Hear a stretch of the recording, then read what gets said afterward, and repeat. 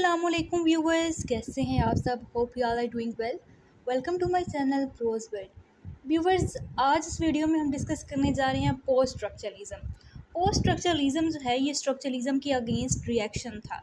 इससे पहले हमने डिस्कस की स्ट्रक्चरलिज्म। तो पोस्ट स्ट्रक्चरलिज्म जो है ये लिटरेरी क्रिटिसिज्म में एक थेरी है या फिर एक मॉडर्न क्रिटिकल थेरी है जो कि स्ट्रक्चरलिज्म के अगेंस्ट रिएक्शन थी। Post-structuralism is a critical movement that emerged in the 1960s and 70s as a response to structuralism. France में इमर्ज हुई इन लेट 1960s। ये जो है ना स्ट्रक्चरलिज्म के आइडिया को रिजेक्ट करती। जितने भी आइडियाज थे स्ट्रक्चरलिज्म के, जिस तरह universal truth, stable meaning, fixed meaning, ये उन सबको रिजेक्ट कर देती है। इसमें हमारे पास दो मेजर फिगर्स आते हैं, Roland Barthes and Jacques Derrida. Roland Barthes जो है ना ये स्ट्रक्चरलिज्म में भी इंक्लूड थे, लेकिन इनकी कंट्रीब्यूशन जो है वो पोस्ट स्ट्रक्चरलिज्म में भी है। और इसके अलावा हमारे पास मेन फिगर हैं Jacques Derrida. Post structuralism structuralism के कुछ बिलीव्स पर क्रिटिसिज्म है या फिर आप कह सकते हैं कि अगेंस्ट है। कौन से वो कॉन्सेप्ट हैं, जिस तरह फिक्स स्ट्रक्चर और स्टेबल मीनिंग। क्योंकि पोस्ट स्ट्रक्चरलिस्ट कहते हैं कि मीनिंग स्टेबल नहीं होते और ना ही यूनिवर्सल स्ट्रक्चर्स होते हैं। Structuralist argues that language and culture follow universal system. Structuralist कहते हैं कि लैंग्वेज और कल्चर दोनों ही यूनिवर्सल सिस्टम को फॉलो करते हैं। पोस्ट स्ट्रक्चरलिस्ट जो है वो इस आइडिया के अगेंस्ट थे। Post structuralist reject this, claiming that meaning is always fluid, unstable and shaped by context rather than fixed structure. Post structuralist structuralism के फिक्स्ड आइडियाज़ को रिजेक्ट कर देते हैं। वो कहते हैं कि मीनिंग फिक्स नहीं होता, मीनिंग जो है वो अनस्टेबल होता है और मीनिंग को कॉन्टेक्स्ट शेप करता है, यानी कि उसका पूरा बैकग्राउंड शेप करता है rather than fix structures.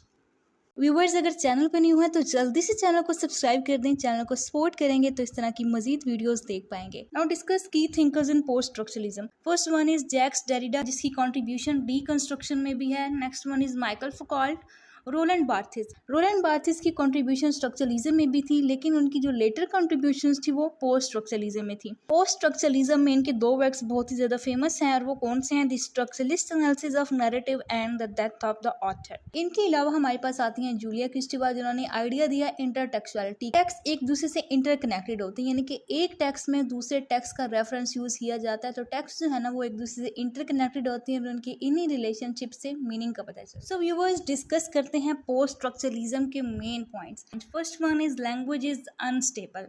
Post structuralist कहते हैं कि लैंग्वेज जो है ना वो अनस्टेबल होती है, लैंग्वेज अनरिलायबल होती है, लैंग्वेज फिक्स नहीं होती। Word don't carry fixed meaning, word का फिक्स मीनिंग नहीं होता, वर्ड्स की मीनिंग चेंज होते रहते हैं। State they gain meaning in relation to other words and that meaning can always shift. कि इनका जो मीनिंग है ना वो दूसरे वर्ड के रिलेशन से भी हमें पता चलता है। ठीक है, जैसे एक वर्ड है प्ले, इसके डिफरेंट मीनिंग हो सकते हैं, तो हमें कॉन्टेक्स्ट का पता होना चाहिए। कॉन्टेक्स्ट इंपॉर्टेंट होता है वर्ड के मीनिंग के लिए, जबकि स्ट्रक्चरलिस्ट कहते हैं कि वर्ड के मीनिंग हमेशा फिक्स होते हैं। Next one is reader over author. Post structuralist जो है ना वो रीडर को इम्पोर्टेंट समझते हैं कि रीडर की इंटरप्रिटेशन इंपॉर्टेंट होती है। इवन रोलैंड बार्थेस का एक वर्ड था death of the author. Author की डेथ हो जाती है, यानी कि टेक्स्ट जब लिख दिया गया तो उसके बाद ऑथर का कोई रोल नहीं रहता। जो भी रोल है इंटरप्रिटेशन का वो रीडर्स का होता है। So that means the reader, not the writer, decide what a text mean. A single text can be read in many different ways depending on who reads it and when. एक text के बहुत ज़्यादा meanings हो सकते हैं, बहुत ज़्यादा ways of interpretation हो सकती हैं, तो ये डिपेंड करता है कि कौन पढ़ रहा है और कब पढ़ा जा रहा है। इवन एक रीडर की भी डिफरेंट इंटरप्रिटेशन हो सकती है। वो एक वर्ड को पहली बार पढ़ेगा तो उसकी और इंटरप्रिटेशन होगी, और अगर वही रीडर दूसरी बार उस वर्ड को पढ़ेगा तो उसकी और इंटरप्रिटेशन होगी। तो पोस्ट स्ट्रक्चरलिस्ट जो है वो रीडर को इंपॉर्टेंस देते हैं, वो कहते हैं कि मीनिंग फिक्स नहीं होता, मीनिंग जो है वो अनस्टेबल होता है। Next point is truth is relative. Truth जो है वो यूनिवर्सल नहीं होता या फिर ऑब्जेक्टिव नहीं होता। पोस्ट स्ट्रक्चरलिस्ट कहते हैं कि ट्रूथ जो है ना वो ऑब्जेक्टिव नहीं होता, यानी कि ट्रूथ सब्जेक्टिव होता है, हर इंसान का अलग ट्रूथ होता है। ठीक है, यानी कि यूनिवर्सल नहीं होता truth. Truth is not universal और objective in post structuralist thought. Instead truth is constructed, contextual and dependent on language and part. तो ट्रूथ जो है ना वो ना ही ऑब्जेक्टिव होता है ना ही वो यूनिवर्सल होता है, बल्कि ट्रूथ को कंस्ट्रक्ट किया जाता है। ट्रूथ जो है वो कॉन्टेक्स्ट पे डिपेंड करता है, यूनिवर्सल ट्रूथ नहीं होते। वो स्ट्रक्चरलिस्ट जो है वो स्ट्रक्चरलिज्म की आइडिया यानी कि यूनिवर्सल ट्रूथ को रिजेक्ट कर देते हैं।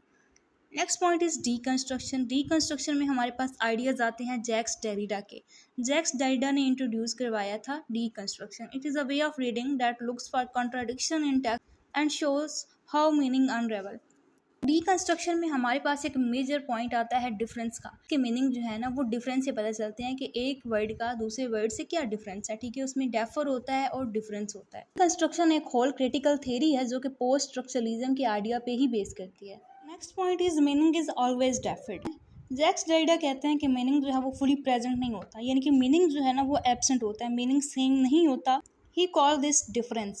The idea that meaning is always postponed and shaped by difference, कि मीनिंग कभी भी प्रेजेंट नहीं होता, मीनिंग हमेशा पोस्टपोन होता है और उसको डिफरेंस शेप करता है कि दूसरे वर्ड के साथ उसका क्या रिलेशन है और दूसरे वर्ड से वो किस तरह से डिफरेंशिएट कर रहा है, कौन से कॉन्टेक्स्ट में कौन सा वर्ड यूज हुआ है। इसका मेन आइडिया ये है कि मीनिंग प्रेजेंट नहीं होता, मीनिंग जो है वो एब्सेंट होता है और हम डिकंस्ट्रक्शन के मेथड को यूज करके मीनिंग तक पहुंचते हैं।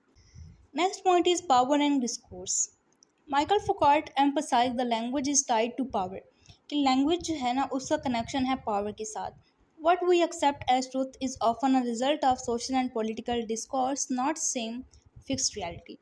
कि जिस चीज़ को हम ट्रुथ कंसीडर करते हैं उसको फिक्स रियलिटी नहीं शेप करती, बल्कि उसको सोशल और पॉलिटिकल डिस्कोर्स शेप करते हैं। कहते हैं कि आइडेंटिटी जो है वो फिक्स नहीं होती, चाहे वो आइडेंटिटी जेंडर की हो, रेस की हो या फिर सेल्फ की हो।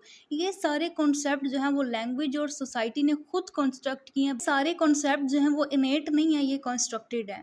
नेक्स्ट पॉइंट इज बाइनरीज और प्रॉब्लमैटिक। हमने देखा कि स्ट्रक्चरलिस्ट जो है वो बाइनरी अपोजिशन पे फोकस करते हैं, लेकिन पोस्ट स्ट्रक्चरलिस्ट जो है वो बाइनरी अपोजिशन को नहीं मानते। Post structuralist question binary opposition like male female good evil. Binary opposition यानी कि टू कॉन्ट्रास्टिंग आइडियाज। तो पोस्ट स्ट्रक्चरलिस्ट जो है वो बाइनरी अपोजिशन के कॉन्सेप्ट को क्वेश्चन करते हैं।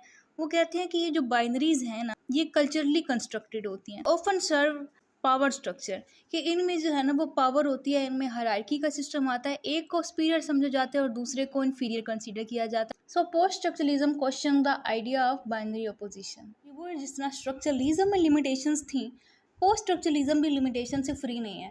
पोस्ट स्ट्रक्चरलिज्म में भी ड्रॉबैक्स हैं, पोस्ट स्ट्रक्चरलिज्म में भी लिमिटेशन है। वो कौन सी लिमिटेशन है आइए डिस्कस करते हैं।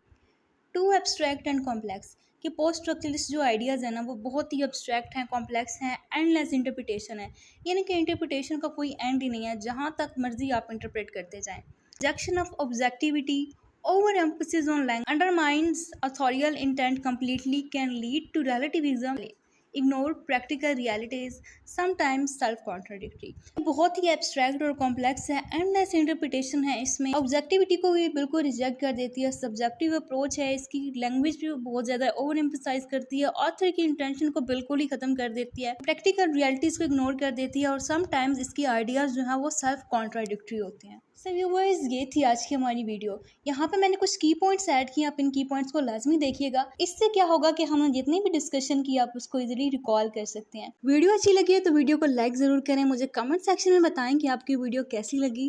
थैंक्स फॉर वॉचिंग, मिलते हैं आपसे नेक्स्ट वीडियो में।